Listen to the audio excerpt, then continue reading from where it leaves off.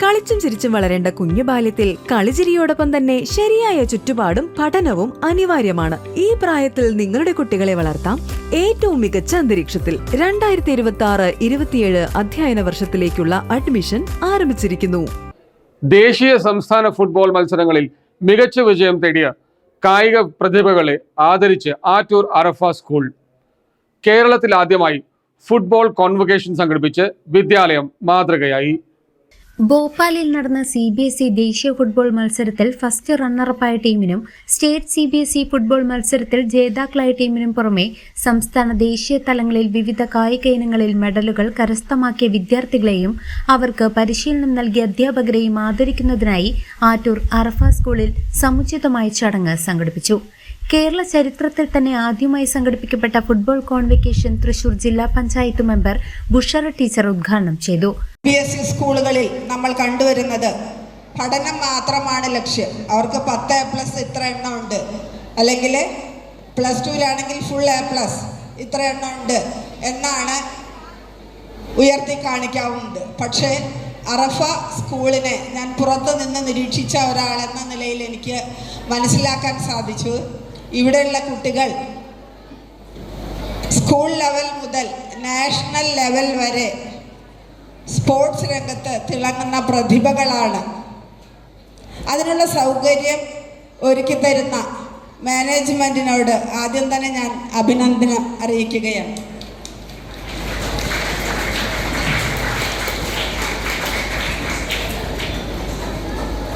ഈ സ്പോർട്സ് എന്ന് പറയുമ്പോൾ നമുക്കറിയാം, ഒരു നേതൃത്വ പാഠവം, ആത്മവിശ്വാസം ഇതെല്ലാം ആർജിക്കാനായിട്ട് നമ്മളെ സഹായിക്കുന്നതാണ്. കായിക രംഗത്ത് നമുക്കറിയാം, നമ്മളൊരു ഫുട്ബോൾ മത്സരത്തിൽ പങ്കെടുക്കുകയാണെങ്കിൽ എല്ലാവരും ഒരേ മനസ്സോടെ ഒരേ ലക്ഷ്യത്തിലേക്ക് നീങ്ങിയെങ്കിൽ മാത്രമേ നമുക്ക് വിജയിക്കാനായിട്ട് സാധിക്കുകയുള്ളൂ. ആ കൂട്ടായ്മ അത് നമ്മൾ അധികവും പഠിക്കുന്നത് സ്പോർട്സ് തുടങ്ങിയ ആക്ടിവിറ്റികളിലൂടെയാണ്. ആറ്റൂർ അറഫ ട്രസ്റ്റ് ചെയർമാൻ KS അബ്ദുള്ള അധ്യക്ഷത വഹിച്ച ചടങ്ങിൽ പാഞ്ഞാൾ ഗ്രാമപഞ്ചായത്ത് മെമ്പർമാരായ ഫസലുർ റഹ്മാൻ, റഫീഖ് പാറപ്പുറം എന്നിവർ വിശിഷ്ടാതിഥികളായി പങ്കെടുത്തു. Arafa group of institution general secretary KS Hamza അനുമോദന പ്രഭാഷണം നടത്തി. അങ്ങനെ വന്നാൽ ഇത്ര വലിയ ഗ്രൗണ്ട് സെന്ററിലുണ്ടാവും. ഒരു ചുറ്റ് ഓടി വരുമ്പോൾ 400 മീറ്റർ ആവും. ദേശീയ, അന്തർദേശീയ, സംസ്ഥാനതല അത്ലറ്റിക് മീറ്റുകൾക്ക് വേദിയാവാൻ അറഫയുടെ മൈതാനം ഒരുങ്ങാൻ പോകുകയാണ് എന്നർത്ഥം. ആ രീതിയിൽ ഇപ്പൊ മുമ്പത്തെ പോലെ അല്ലല്ലോ പ്രശ്നം. മുമ്പ് പ്രശ്നം എന്താണ്? കുട്ടികൾക്ക് നാളെ കായികക്ഷമത ഉണ്ടായിരുന്നു. 8ഉം 10ഉം കുട്ടികളും 5ഉം 6ഉം കുട്ടികളും വീട്ടിലുണ്ടായിരുന്നു. ഇപ്പൊ വീട്ടിൽ 1-2 കുട്ടികളാണോ. അതുകൊണ്ട് തന്നെ വല്ലാതെ കായികക്ഷമതയുള്ള പണികൾക്ക് വീട്ടുകാരനെ അവരെ വിനിയോഗിക്കാറില്ല. നേരാവണ്ണം വന്ന് സൈക്കിൾ ഓട്ടാനും കൂടി സാധിക്കില്ല. പല കുട്ടികൾക്കും മരം കയറാൻ സാധിക്കില്ല, നന്നായി ഓടാൻ സാധിക്കില്ല. മാവിൻ്റെ മുകളിലേക്ക് മാങ്ങയ്ക്ക് ഉന്നം വെച്ചൊന്ന് കല്ലെറിയാൻ കഴിയില്ല.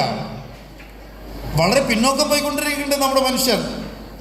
അതുകൊണ്ട് ഉള്ള കുട്ടികളെ കായികക്ഷമതയുള്ള തലമുറയാക്കി മാറ്റിയെടുക്കാൻ അറഫ പ്രതിജ്ഞാബദ്ധമാണ് എന്നാണ് പ്രഖ്യാപിക്കുന്നത്. Treasurer PM Abdul Latheef, secretary MV Sulaiman തുടങ്ങിയവർ ആശംസകൾ നേർന്നു. ചടങ്ങിൽ സ്കൂൾ പ്രിൻസിപ്പൽ വസന്ത മാധവൻ സ്വാഗതവും പ്രധാനാധ്യാപിക C രമ നന്ദിയും രേഖപ്പെടുത്തി. ചടങ്ങിന്റെ ഭാഗമായി ജില്ലാ ഗ്രാമപഞ്ചായത്ത് മെമ്പർമാരെ മൊമെന്റോ നൽകി ആദരിക്കുകയും ചെയ്തു. കായിക രംഗത്ത് സ്കൂൾ കൈവരിച്ച ഉജ്ജ്വല നേട്ടങ്ങളെ അധ്യാപകരും വിദ്യാർത്ഥികളും രക്ഷിതാക്കളും ഒരുപോലെ പ്രശംസിച്ചു. 2 വർഷം മുന്നേ നമ്മൾ ദേശീയ തലത്തിൽ തന്നെ സെക്കൻഡായിരുന്നു.